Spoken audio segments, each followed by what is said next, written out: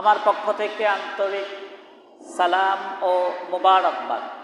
আসসালামু আলাইকুম ওয়া রাহমাতুল্লাহি তাআলা ওয়া বারাকাতুহু। ওয়ালাইকুম আসসালাম ওয়া রাহমাতুল্লাহি ওয়া বারাকাতুহু।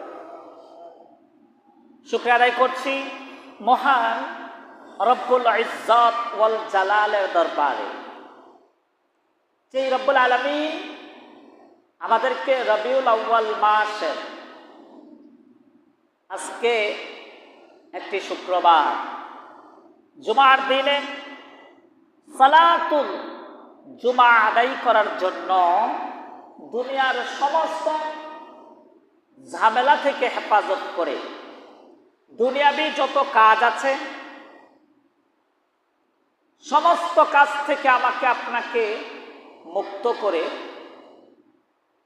দূরবর্তী পথটাকে সংক্ষিপ্ত করে রাস্তাটাকে সহজ করে মহান রবের হুকুম আদায় করার জন্য মসজিদ পর্যন্ত পৌঁছানোর যে তৌফিক এনায়েত করেছেন, সেই রবের দরবারে মন থেকে ভালোবাসা উজাড় করে শুকরিয়া আদায় করি আলহামদুলিল্লাহ।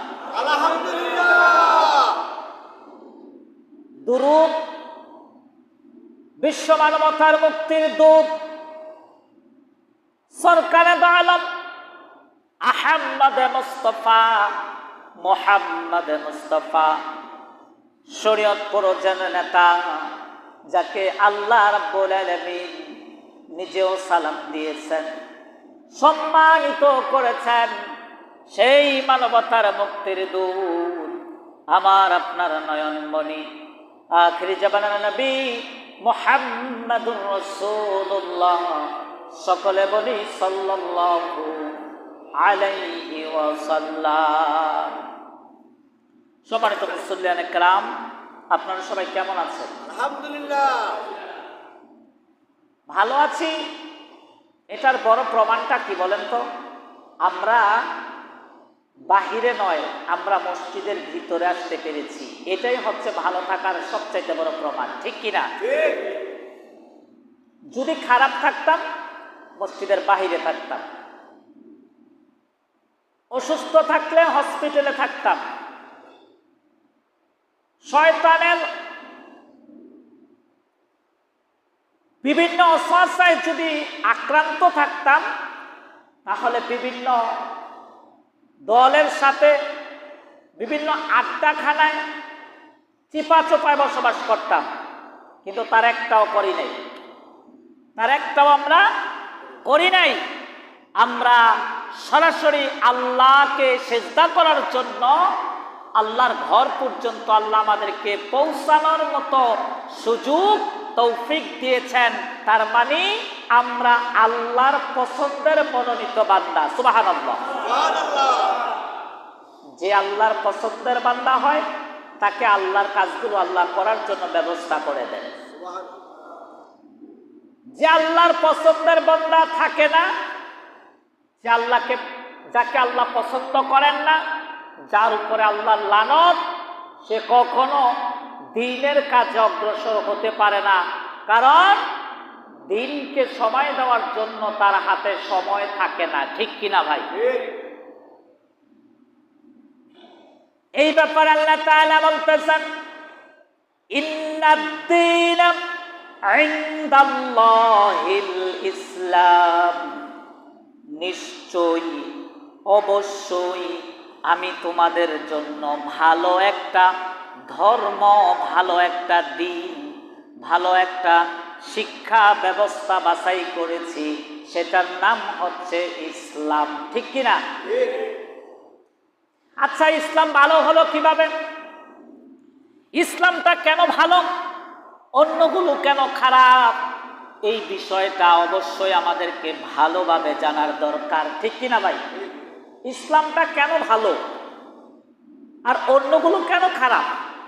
এই দুইটার কম্বিনেশন করে ইসলাম যে ভালো, এটা আমার আপনার সকল মানুষের জীবনে বাস্তবায়ন করলেই বোঝা যাবে যে ইসলামটা যে ভালো, সেটা আমি মন থেকে গ্রহণ করেছি, ঠিক কিনা ভাই? আবার বন্ধুগণ,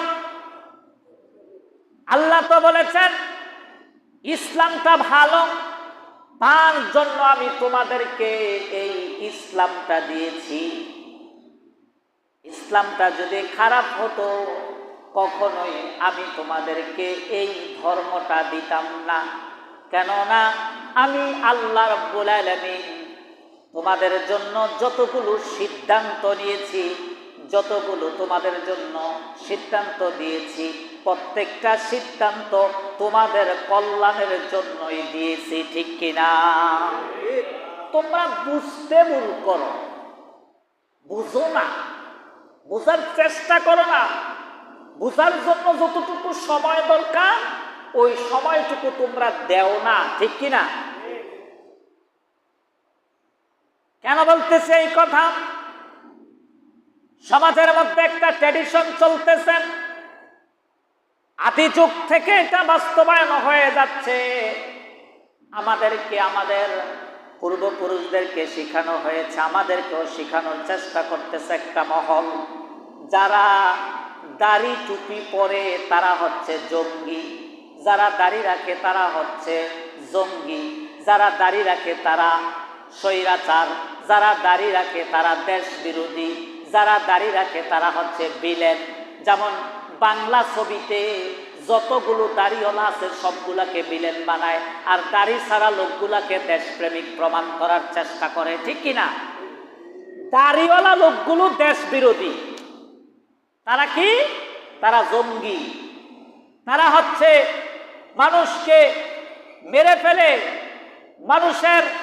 মানুষকে খুন করে, দেশের বিরুদ্ধে অবস্থান করে, মির্জাফরি ভাব দেখায়, মির্জাফরি কাজ করে, তারা হচ্ছে যুদ্ধাপরাধী হয়। কেন? অথচ ইসলাম বলছে যারা রাসূলের সুন্নাত তরিকায় চলবে তাদের দাড়ি থাকবে, তাদের মাথায় টুপি থাকবে, তাদের জুব্বা থাকবে, কারণ এটা একটা সুন্দর পরিচ্ছন্ন লেবাস, এটা হচ্ছে ইসলামিক লেবাস, ঠিক কিনা? কথাগুলো বুঝেন? ইসলামটা কে বলছে ভালো? কে বলছে ইসলাম ভালো? কে বলছে? আল্লাহ বলছেন ভালো। তাহলে ইসলামটা যেহেতু ভালো, এই ভালোর তো একটা প্রমাণ আল্লাহ দিতে হবে আমাদেরকে। এই প্রমাণ আল্লাহ দিচ্ছেন। আল্লাহ রাব্বুল আলামিন বলছেন, নবী হে, আপনি দুনিয়াতে যখন আগমন করেছেন তখন থেকে মৃত্যু পর্যন্ত, উফাত হওয়া পর্যন্ত আপনার জীবন ধারাটা আমি আল্লাহ রাব্বুল আলামিন সম্পূর্ণ ইসলামিক নীতিতে সাজিয়েছি। আপনার জীবন ধারাটা যে ফলো করবে সেই ইসলামের ভালো মন্দটুকু বুঝতে পারবে, ঠিক কিনা? আপনার জীবন ধারাটা সে বুঝবে, সেই বুঝবে ইসলামের ভালো কোনটা আর মন্দ কোনটা, ঠিক কিনা ভাই? তাহলে নবীর ভালো কি ছিল? নবীর কি দাড়ি ছিল না? নবী করিম সাল্লাল্লাহু আলাইহি সাল্লামের দাড়ি আছিল? ছিল দাড়ি ছিল। তাহলে এটা ভালো দিক না খারাপ দিক? কথা বুঝেন না আমার? আপনারা কথা বুঝেন না? দাড়ি রাখাটা ভালো দিক না খারাপ দিক? নবী রেখেছেন? রেখেছেন। নবী মাথায় টুপি দিয়েছেন।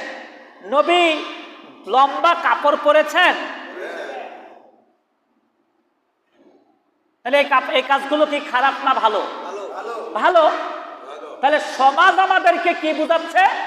যারা জুব্বা পরে, যারা দাড়ি রাখে, যারা টুপি মাথায় দেয় তারা হচ্ছে দেশ বিরোধী, তারা জঙ্গি। এটা আমাকে নয়, কচি কাঁচা বাচ্চাদেরকেও বই পুস্তকে শেখানো হচ্ছে, ঠিক কিনা? সম্মানিত ভাইয়েরা, ইসলাম কিভাবে ভালো হয়?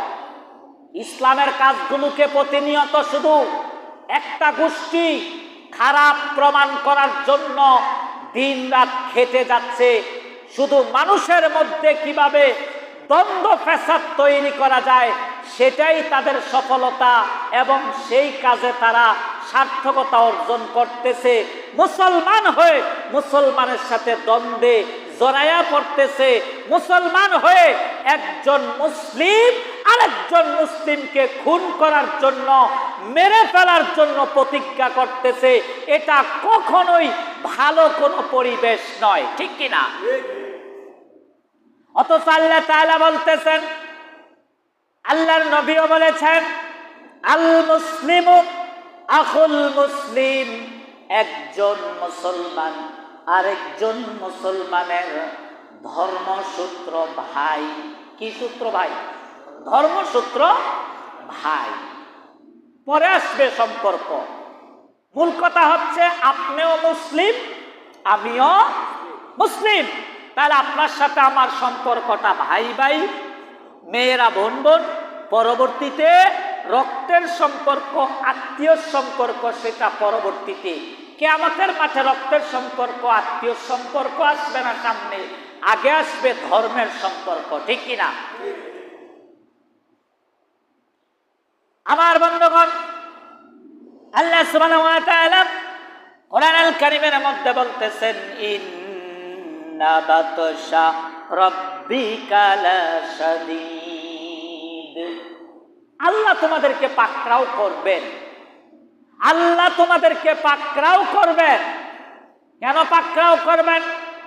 তোমরা যারা পৃথিবীর জমিনে অনাচার চালাইছ, তোমরা যারা অস্বীকার করেছ, ইন্নাল্লাযীনা কাফারু, নিশ্চয়ই যারা কাফের ছিল, যারা ধর্মকে অস্বীকার করেছে, যারা কিতাবকে অস্বীকার করেছে, যারা ইসলামকে অস্বীকার করেছে, তাদেরকে আল্লাহ সূরাতুল বুরুজে বলতেছেন, ইন্না বাতশা রাব্বিকা লাশাদীদ, নিশ্চয়ই অবশ্যই আল্লাহ তোমাদেরকে পাকড়াও করবেন। পাকড়াও মানে বুঝেন, দৌড় দেওয়াবেন, দৌড় করাবেন।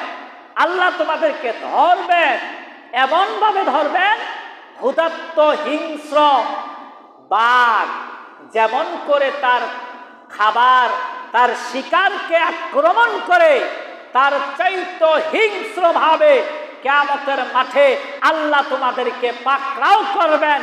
কেননা তোমরা দুনিয়াতে থাকা অবস্থায় আল্লাহর দ্বীনকে প্রতিষ্ঠা করতে দাও নাই, আল্লাহর দ্বীনকে প্রতিষ্ঠা করার বিরোধিতা করেছ। তোমরা আল্লাহর বান্দাদেরকে, যারা আল্লাহর দ্বীন মেনেছে, তাদেরকে তোমরা সমাজে খারাপ লোক হিসাবে প্রমাণিত করার নীল নকশা ষড়যন্ত্র করেছ। এর শাস্তি হিসাবে আল্লাহ তোমাদেরকে কিয়ামতের মাঠে পাকড়াও করবে, ঠিক কিনা? আমার ভাইয়েরা, রব্বুল আলামিন বান্দাকে এক নয় দুই নয়, তার জিন্দেগিটা পুরোটাই তাকে সুযোগ দিচ্ছেন। কেউ যদি 60 বছর বাঁচে, কেউ যদি 70 বছর বাঁচে, কেউ যদি ভাগ্যক্রমে 100-র অধিকও বেঁচে থাকে, সুযোগ সে কম পাইছে না বেশি পাইছে? বেশি। ভালো হওয়ার জন্য না খারাপ হওয়ার জন্য? ভালো হওয়ার জন্য। তোমাকে আজকে সুযোগ দিলাম। শিক্ষকেরা ছাত্রকে এই কথা বলে না যে, বাচ্চা তোমাকে আজকে সুযোগ দিলাম, সামনে যেন আর এমন কোনো খারাপ কাজের জন্য তোমার বিচার না করতে হয়।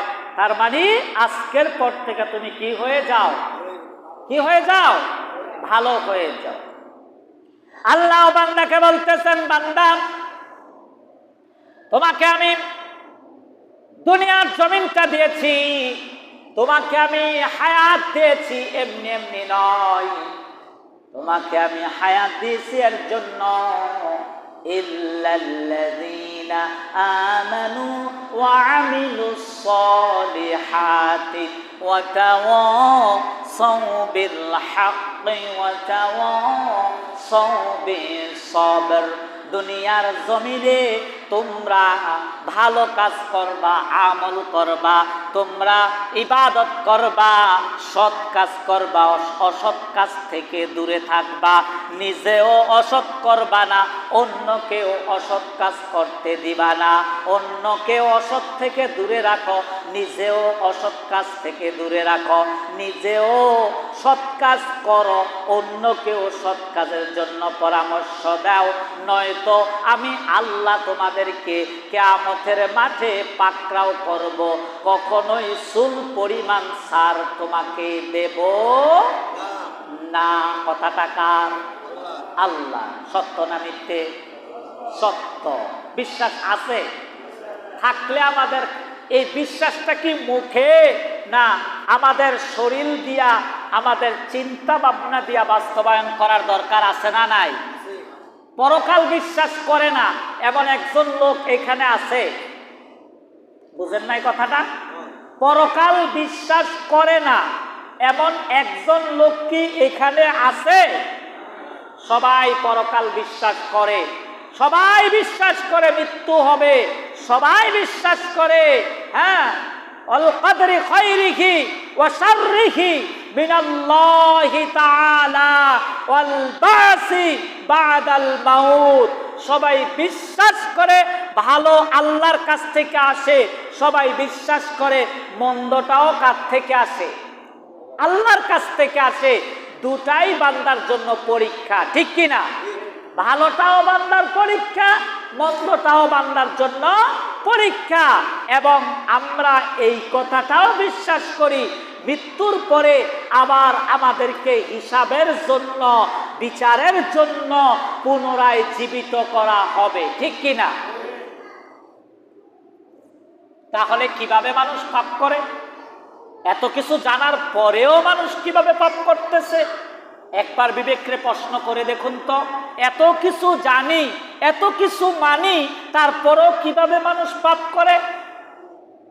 যে জানে তার বিচার হবে, যে জানে তার বিচার হবে, সেই লোকটা কেন পাপ করে? কিসের জন্য পাপ করতেছে?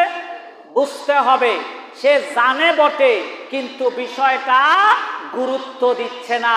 তার মানে সে ভাবতেছে এইটাই মরার পরে দেখা যাবে, আগে সামনে যা আছে তা করে নেই, খেয়ে নেই। এমন কিছু কথাও আমাদের সমাজে কিছু কিছু লোক বলতেছে, ঠিক কিনা ভাই? মরার পরে দেখা যাবে।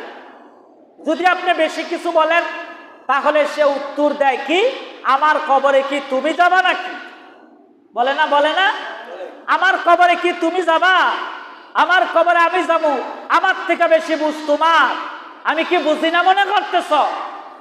সব বুঝে, এতে সব বুঝে, কিন্তু আল্লাহর দ্বীন প্রতিষ্ঠা করতে হবে, আল্লাহর দ্বীনকে মানতে হবে, আল্লাহর দ্বীনকে দ্বীনের জন্য লড়াই করতে হবে। এই জায়গাটাতে তার সমস্যা, ঠিক কিনা? কেউ কথা বলেন না কেন, ঠিক কিনা? সব বুঝি আমরা। আমরা এটাও বুঝি নামাজ কালাম পড়লে মানুষ সম্মান করবেন, আর আল্লাহ বলতেছেন ফাওয়াইলুল লিল মুসাল্লিন, তোমরা ওরকম মুসল্লি হইও না যেই মুসল্লিদেরকে মানুষ দেখে দেখে ঠাট্টা তামাশা করে। তোমরা এমন ইবাদতকারী হইও না যেই ইবাদত তোমাকে পরকালে কোনো সাহায্য করতে পারবে না। নামাজ কালাম আজীবন পড়েছে, কিন্তু কবরে যায় এই নামাজ কালাম কাজে লাগবে না। কারণ হচ্ছে একটাই, সে শুধু নামাজ কালামে আদায় করেছে, কিন্তু নামাজের মধ্যে যে ওয়াদা করেছে, নামাজের মধ্যে যে প্রতিজ্ঞা করেছে, সমাজের জীবনে, রাষ্ট্র জীবনে, বাহিরে যায় ব্যক্তি জীবনে নামাজের ওয়াদাগুলো প্রতিষ্ঠা করে নাই, ঠিক কিনা? আচ্ছা, আমরা তো বলি ইয়্যাকা না'বুদু, বলি না? বলি না? আসেনি এটা ইয়্যাকা না'বুদু, তোমার ইবাদত করছি, তোমার ইবাদত করতেছি, তোমার দাসত্ব করতেছি, তোমার গোলামি করতেছি। পরের শব্দতে বলতেছি ওয়া ইয়্যাকা নাস্তাঈন, এবং তোমার কাছেই সাহায্য চাই, তুমি ছাড়া আর কেউ সাহায্য করার মতো যোগ্যতা সক্ষমতা আছে না নাই? নাই। আল্লাহ ছাড়া কেউ সাহায্য করতে পারবে? যে করবে সেই তো আল্লাহর সাহায্যে চলে, ঠিক কিনা ভাই? তাহলে এই কথাটা বলা কি করছি? স্বীকার করছি আল্লাহর সাহায্য ছাড়া আমি চলতে পারবো না। স্বীকার করতেছি তোমার ইবাদত করি, তোমার দাসত্ব করি, তোমার গোলামি করি। আল্লাহর গোলামিটা শুধু মসজিদেই।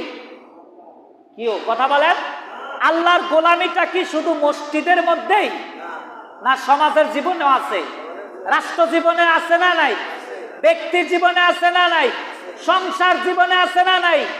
মানব জাতি যা করবে, যেটাই করবে, সেটা যদি রাসূলের জীবনের তরিকা মতো হয়, রাসূলের সুন্নাত তরিকা হয়, বান্দার জন্য সেটাই হবে ইবাদত, সেটাই বান্দার জন্য কল্যাণ, এবং সেটা থেকেই বান্দা নেকি অর্জন করার যোগ্যতা অর্জন করবে, ঠিক কিনা?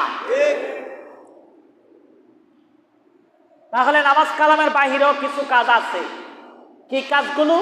নামাজ কালামের বাহিরে হচ্ছে, আমার হাতে যদি অর্থ থাকে, সমাজের দুস্থ, অসহায়, গরিব, এতিম, মিসকিন তাদেরকে স্বাবলম্বী করার জন্য পরিকল্পনা হাতে নেওয়া, তাদেরকে সাহায্য করা, তাদেরকে সহযোগিতা করা, এটাও রাসূলের তরিকা, ঠিক কিনা ভাই?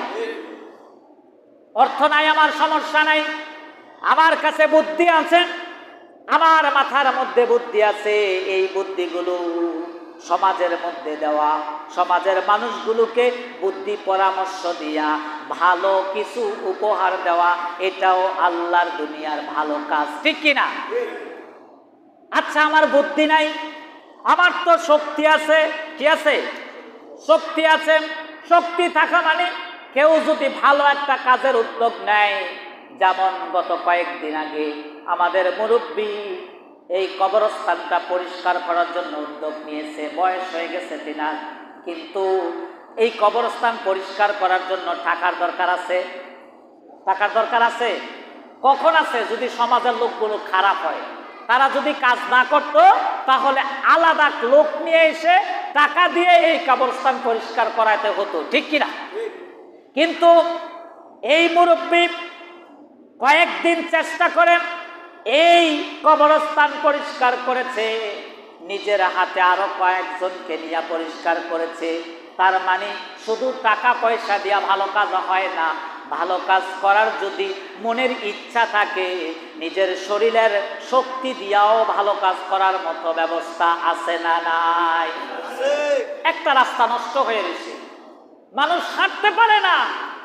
ইসলাম কোথায় খোঁজো? মসজিদে। ইসলাম কি শুধু মসজিদের মধ্যে আছে? ইসলামের কাজ হলো নামাজ আদায় করেছ, বের হয়ে যাও মসজিদ থেকে, সমাজের মধ্যে, রাস্তার মধ্যে বের হয়ে যাও।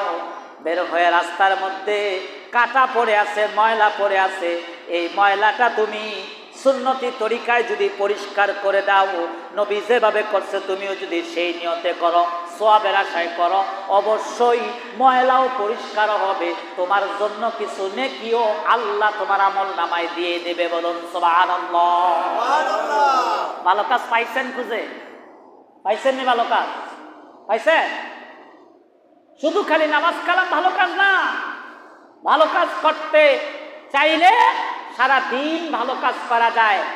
ভালো কাজ করতে চাইলে মুমূর্ষু রোগী, এক ব্যাগ রক্ত দরকার, ও পজিটিভ রক্ত, আপনার কাছে কেউ ফোন দিয়া বলেছে, ভাই আমার স্ত্রীর, আমার মা বা আমার এক ব্যাগ বা যে কোনো মানুষের এক ব্যাগ রক্ত লাগবে। আপনি জিজ্ঞাসা করছেন কোন ব্লাড গ্রুপ, বলছে ও পজিটিভ বা যে কোনো একটা বলেছে। যদি আপনার শরীরে সেই ব্লাড গ্রুপ থাকে, তাহলে আপনি যদি তাকে রক্ত দিয়ে সহযোগিতা করেন, এটাও দুনিয়ার ভালো কাজগুলোর মধ্যে একটা ভালো কাজ। সুবহানাল্লাহ বেটার না?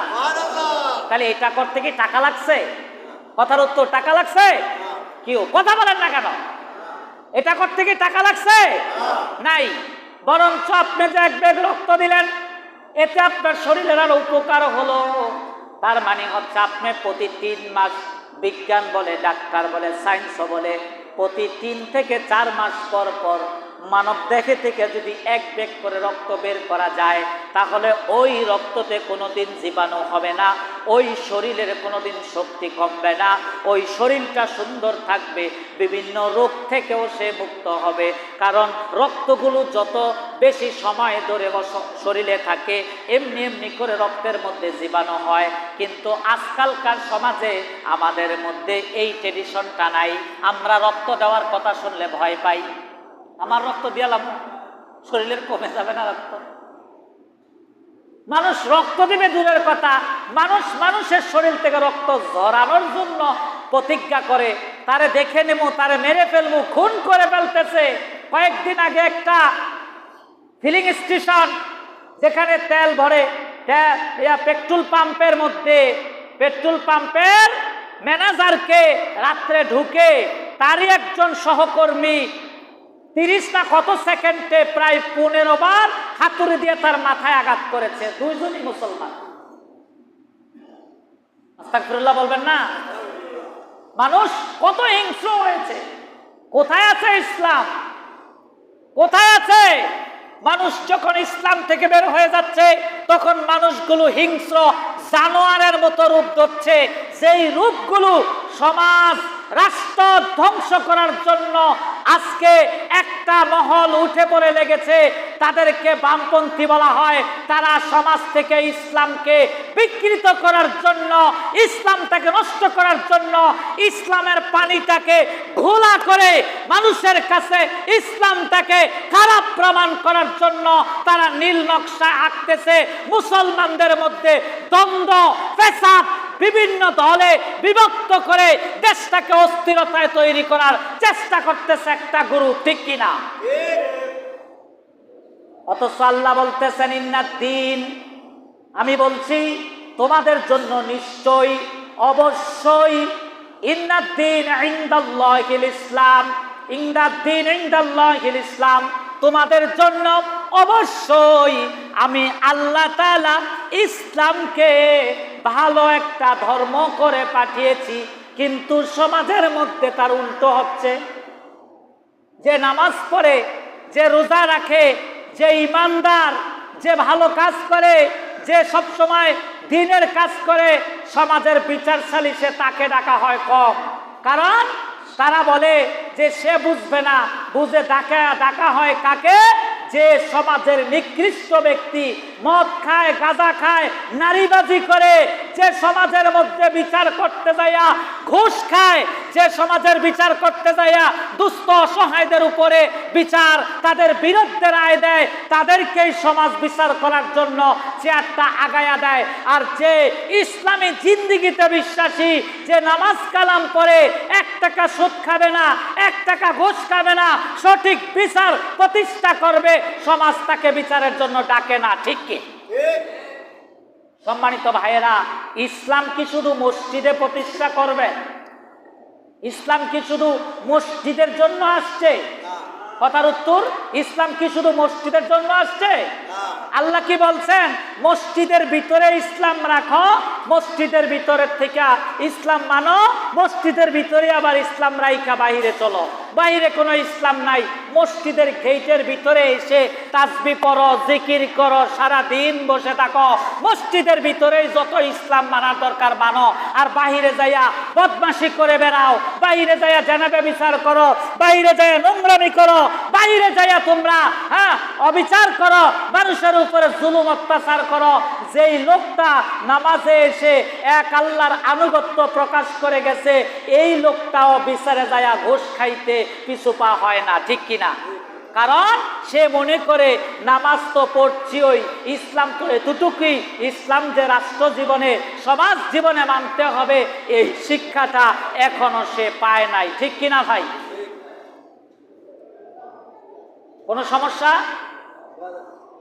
আমার ভাইয়েরা, আল্লাহ রাব্বুল আলামিন কোরআন আল কারীমকে যদি আপনি প্রশ্ন করেন, কোরআন ইসলামের সীমারেখা কতটুকু, ইসলাম কতটুকু তোমাকে দিতে বলেছে, তুমি কতটুকু পর্যন্ত ইসলামের জ্ঞান এনেছ, কোরআনুল কারীম বলতেছেন, ও দুনিয়ার মানুষেরা তোমরা শুনো, দুনিয়ার জমিন থেকে যতদিন তোমরা বিদায় হও নাই, দুনিয়ার জমিনে তোমার জন্ম লগ্ন থেকে শুরু করে মৃত্যু লগ্ন পর্যন্ত দুনিয়ার জমিনে তোমাকে ইসলাম প্রতিষ্ঠার জন্য যত পরামর্শ দরকার, কারণ আমি কোরআনুল কারীম আল্লাহ রাব্বুল আলামিন আমাকে পরিপূর্ণ একটা জীবন ব্যবস্থা হিসাবে দুনিয়ার জমিনে পাঠিয়েছেন, কমপ্লিট কোড অফ লাইফ।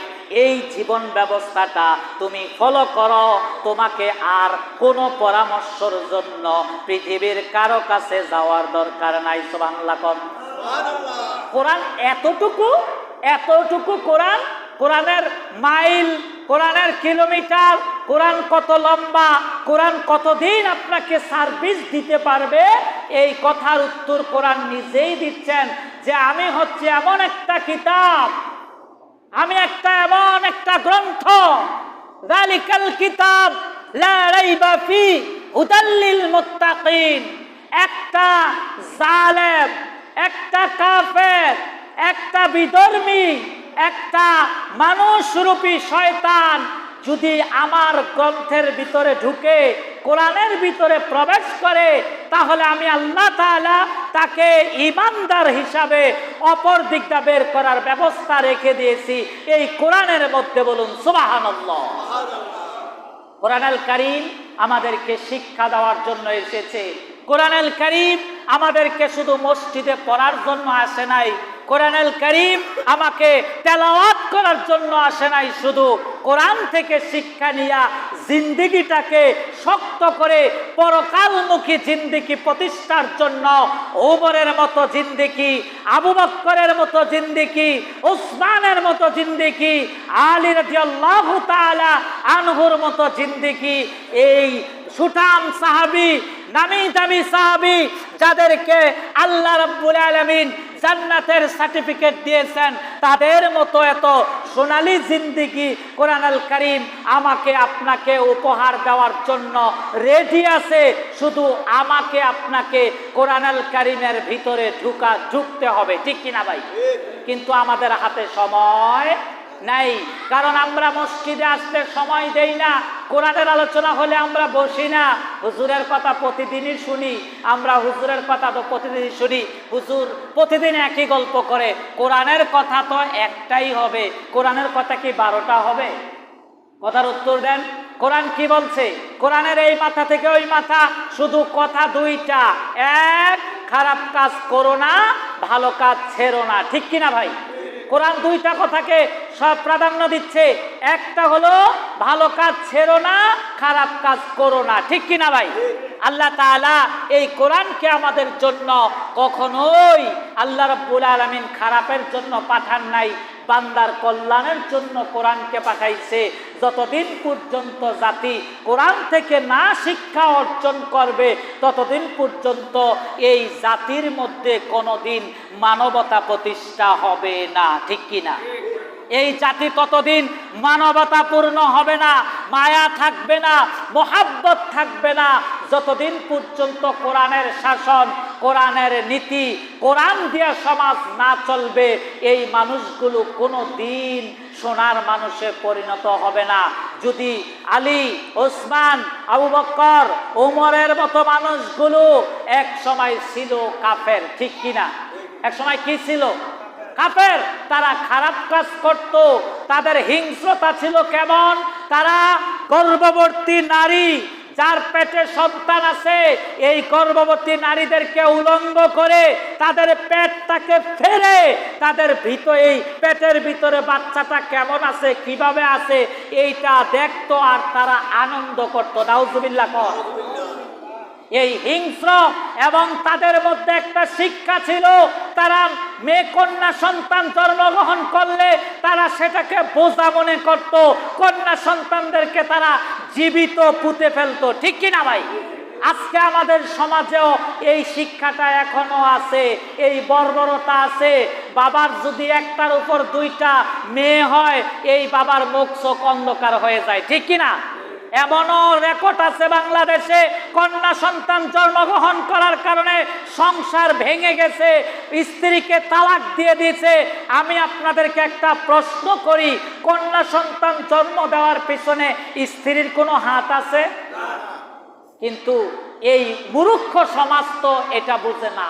এই মূর্খ সমাজের কিছু নারীরা আছে, শাশুড়ি নামক বেয়াদব দাজ্জাল, এই খারাপ মহিলারাও বলে যে একটা ছেলে জন্ম দিতে পারো না, খালি শুধু মেয়ে দিয়ে সংসার করতেছ।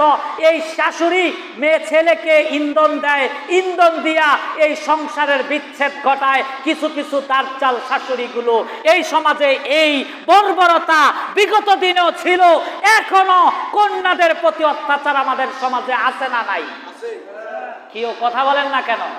কোরআনের সমাজ যদি থাকতো তাহলে কন্যাদেরকে কখনোই বোঝা মনে করতো না, ঠিক কিনা? আজকে মায়ের পেটে কন্যা সন্তান, এই মা গুরুত্ব দেয় না, ঠিক মতো খায় না। যখন শুনতে পাচ্ছে কন্যা হবে তখন তার মুখ খারাপ, তখন তার মন খারাপ। সে ঠিক মতো বাচ্চার নিজের যত্ন নেয় না, বাচ্চার যত্ন নেয় না। মেয়ে হবে, কি হবে? মেয়ে হবে, কি নাই? কোনে মনে মনে কোনো খুশি নাই। অথচ আল্লাহ বলতেছেন মেয়ে সন্তান, কন্যা সন্তান যেই করে জন্মগ্রহণ করে আমি আল্লাহ নিজ হাতে রহমতের ডালা ভরে রহমত ওই করে ঢেলে দেই। সুবহানাল্লাহ। আস্তে কথা। কিন্তু ছেলে সন্তানের বেলা এটা বলা হয় নাই। ছেলে সন্তানদেরকে বলা হয়েছে তোমরা রহমত খুঁজে বের করো, তোমরা কল্যাণ খুঁজে বের করো। আর কন্যাদের জন্য বরকত বাড়াইয়া দেয়। কন্যার বাবাদের কোনো কামাই কম, কন্যার বাবাদেরকে কোনো আল্লাহ রাব্বুল আলামিন কোনো কি দেন না, বরকত কমায়া দেন না। কন্যার বাবারা সবসময় বরকত বেশি পায়। কিন্তু এই মূর্খ জাতি, এই মূর্খ সমাজ এই বিষয়টাকে উল্টোভাবে দেখে, ঠিক কিনা ভাইয়েরা? কথা বলেন না, ঠিক কিনা? তার মানে মানুষ এখনো পর্যন্ত কোনটা সঠিক কোনটা ভুল এটা সম্বন্ধেই জানে না। ভুলটাকে সঠিক মনে করতেছে, সঠিকটাকে তারা দূরে চলে দিচ্ছে, সঠিকটাকে তারা ভুল মনে করে কন্যা সন্তানদেরকে তারা বোঝা মনে করতেছে, ঠিক কিনা ভাই? আজকে আমাদের সমাজে এমন হচ্ছে ঘটনা, কন্যা সন্তান গর্ভে আসার কারণে স্বামীর সাথে স্ত্রীর সম্পর্ক ভালো না, স্বামী তাকে দেখে না, তারে গুরুত্ব দেয় না। এখন স্ত্রী বেচারা কি করবে? পরবর্তীতে বাধ্য হয়ে তাদের মধ্যে ডিভোর্স ঘটে যায়। শুধু আমাদেরকে এখনো সময় আছে এই বর্বরতা থেকে, এই হিংসা থেকে, এই ভুল শিক্ষা থেকে বের হয়ে এসে আমাদেরকে সঠিক শিক্ষায় অগ্রসর হওয়ার দরকার আছে না নাই? সম্মানিত ভাইয়েরা, অবশ্যই কন্যা সন্তান কোনো বোঝা না, ঠিক কিনা? আসতে বলেন, কন্যা সন্তান কি বোঝা? আরে ভাই, তুমি যেই ছেলের জন্য আফসোস করতেছ, তোমাকে এক সময় এই ছেলে লাথি মেরে সরিয়ে দিচ্ছে, ঠিক কিনা?